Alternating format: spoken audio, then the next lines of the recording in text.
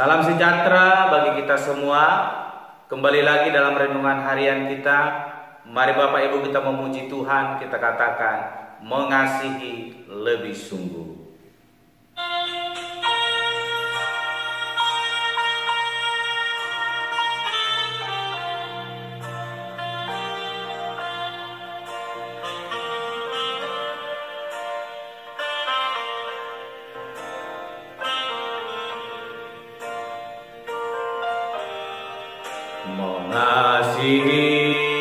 Mengasihi lebih sungguh. Mengasihi lebih sungguh. Tuhan lebih dulu mengasihi kepadaku, mengasihi lebih sungguh. Amin. Mari Bapak Ibu kita membuka Alkitab kita dari kitab Ulangan pasal yang ke-24 ayatnya yang ke-10 sampai dengan yang ke-22. Demikianlah firman Tuhan. Apabila engkau meminjamkan sesuatu kepada sesamamu, janganlah engkau masuk ke rumahnya untuk mengambil gadai daripadanya. Haruslah engkau tinggal berdiri di luar, dan orang yang kau beri pinjaman itu haruslah membawa gadai itu keluar kepadamu. Jika ia seorang miskin, janganlah engkau tidur dengan barang gadainya. Kembalikanlah gadai itu kepadanya pada waktu matahari terbenam, supaya ia dapat tidur dengan memakai kainnya sendiri dan memberkati engkau. Maka engkau akan menjadi benar di hadapan Tuhan Allahmu. Janganlah engkau memeras pekerja harian yang miskin dan menderita, baik ia saudaramu maupun seorang asing yang ada di negerimu di dalam tempatmu. Pada hari itu juga haruslah engkau membayar upahnya sebelum matahari terbenam. Ia mengharapkannya karena ia orang miskin, supaya ia jangan berseru kepada Tuhan mengenai engkau dan hal itu menjadi dosa bagimu. Janganlah ayah dihukum mati karena anaknya, janganlah juga anak dihukum mati karena ayahnya. Setiap orang harus dihukum mati karena dosanya sendiri.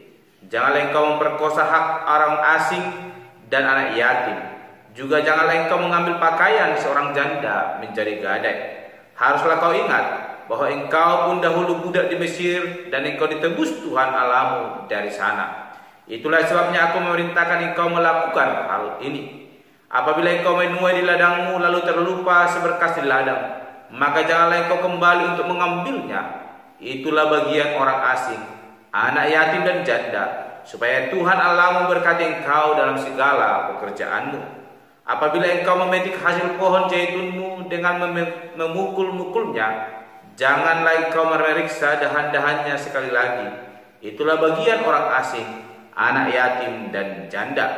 Apabila engkau mengumpulkan hasil kebun anggurmu, janganlah engkau mengadakan pemetikan sekali lagi.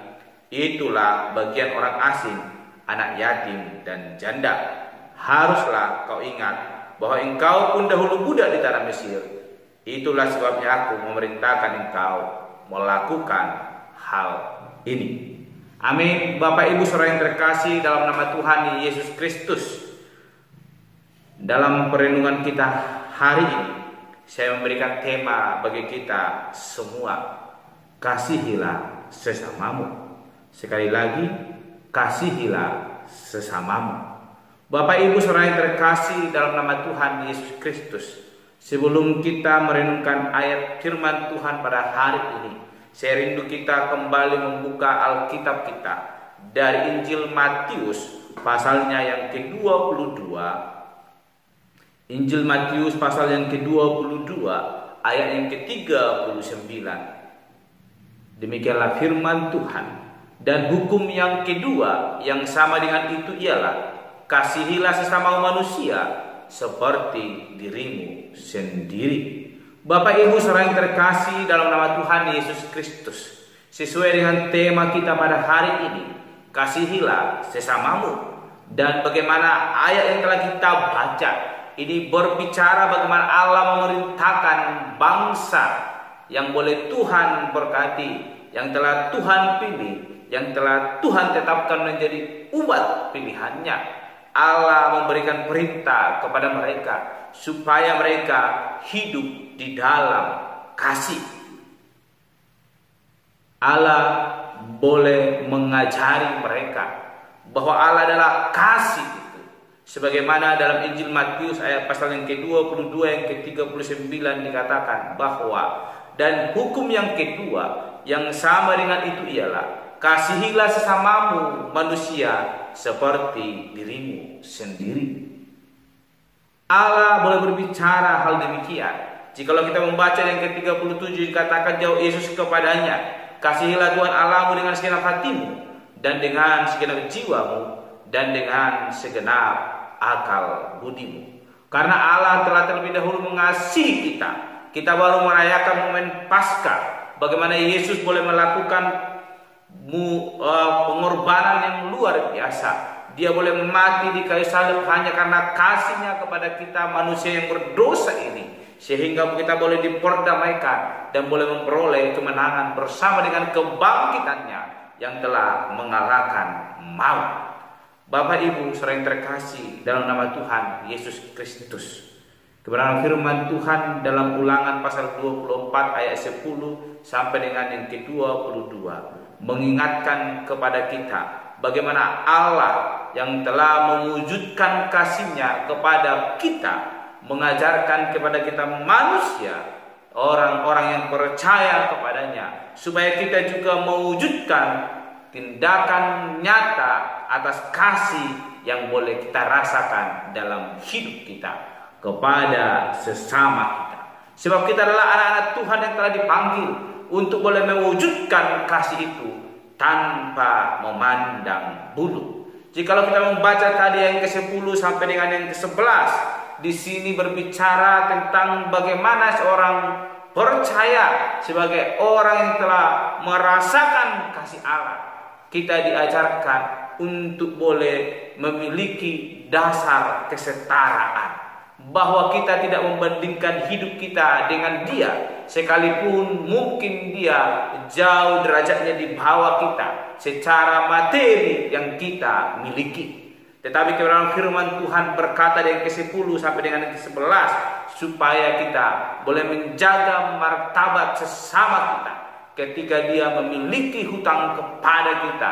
Bukan berarti kita semena-mena kepada dia, sesuka hati kita, tetapi kita diajarkan untuk boleh hidup di dalam kasih, memiliki kesetaraan dengan sesama kita, sehingga kita boleh menerapkan kasih itu. Dan yang kedua dikatakan di ayat yang ke-18 sampai dengan yang ke-22, ada berkata tentang dasar kasih dan kepedulian kita terhadap sesama. Mari Bapak Ibu kita membaca di dalam kitab Ulangan pasal yang ke-24 tadi, ayatnya yang mulai dari ayat yang ke-12 sampai dengan yang ke-22. Di sini berbicara bagaimana Allah boleh menyampaikan supaya kita memiliki dasar untuk boleh mengasihi, bahwa dahulunya kita adalah seorang budak, dan karena kasih Allah yang telah mengangkat derajat kita hingga kita boleh merasakan kasih, sehingga kita tidak memiliki hati untuk boleh berbuat sombong ketika kita mengingat siapakah kita dahulunya. Kita adalah orang-orang yang berdosa, seorang budak di tengah-tengah bangsa Mesir yang diperbudak untuk boleh kepentingan mereka. Namun karena besarnya kasih Allah atas hidup kita, dia boleh menebus kita, membawa kita keluar dari tanah perbudakan itu, yang dahulunya nenek moyang kita diperbudak oleh orang-orang Mesir, dan pada saat ini kita adalah orang-orang yang diperbudak oleh dosa. Namun karena karya salib kita boleh ditebus, karena kasih-Nya kita boleh mengalami penebusan itu. Sehingga karena firman Tuhan mau mengajarkan kita kepada hari ini bagaimana kita boleh mengasihi sesama kita. Yang pertama, kita harus menyetarakan hidup kita dengan sesama kita. Yang kedua, mengingat siapa kita dahulunya, sehingga kita boleh menerapkan kasih itu.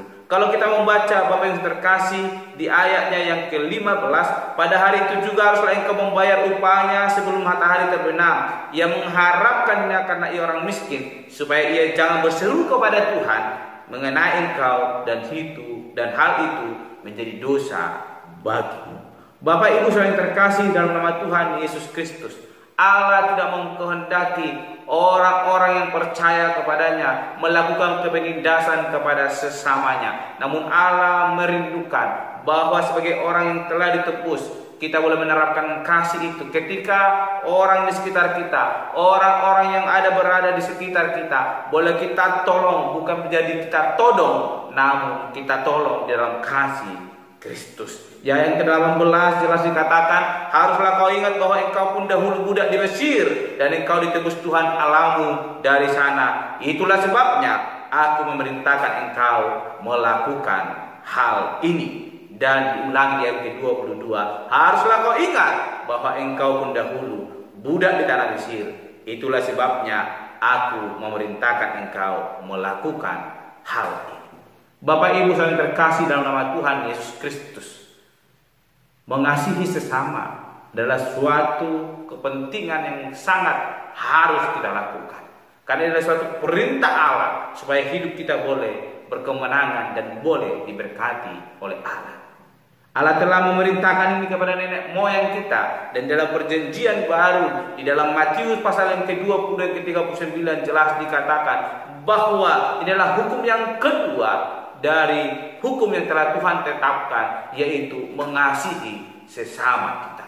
Inilah bukti kita sebagai orang yang telah merasakan kasih Allah. Sehingga firman Tuhan hari ini mengajarkan kepada kita supaya kita boleh mengasihi sesama kita. Kita yang telah mengalami penebusan itu, kita yang telah mengalami kasih Allah, boleh hidup dalam kasih itu lewat tindakan perbuatan kita yang boleh kita nyatakan kepada sesama kita. Oleh karena itu, mari Bapak Ibu kita hidup di dalam kasih. Karena kita telah dikasih Allah. Oleh karena itu, ada alasan untuk kita boleh mengasihi sesama kita. Dan sebagaimana firman Tuhan boleh mengingatkan nenek moyang kita bagaimana mereka harus bisa melakukan hal itu.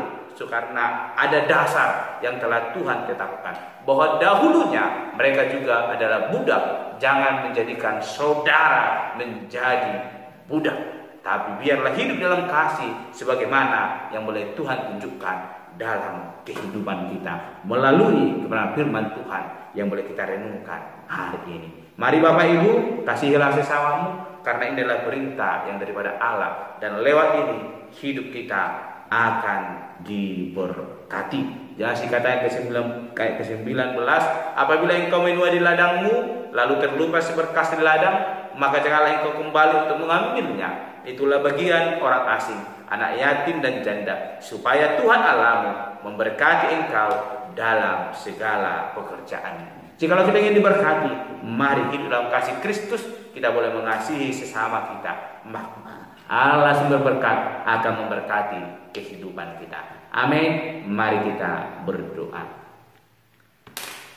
Bapa Surgawi, kami kembali bersyukur untuk para firman Tuhan yang boleh mengingatkan kami boleh hidup dalam kasih Allah dan juga boleh mengasihi sesama kami di dalam kasih Yesus Kristus. Tuhan tolong mampukan kami sehingga keegoisan bahkan keberdosaan yang ada dalam diri kami yang telah Tuhan tebus itu boleh hilang, dan yang ada adalah kasih Kristus yang melengkapi hidup kami sehingga kami boleh terus berbagi kasih kepada sesama kami melalui setiap tindakan bahkan perbuatan kami dimanapun kami berada. Tuhan tolong mampukan kami menjadi anak-anak Allah yang senantiasa melakukan kehendak Allah. Terima kasih Tuhan untuk pertolongan-Mu dalam hidup kami.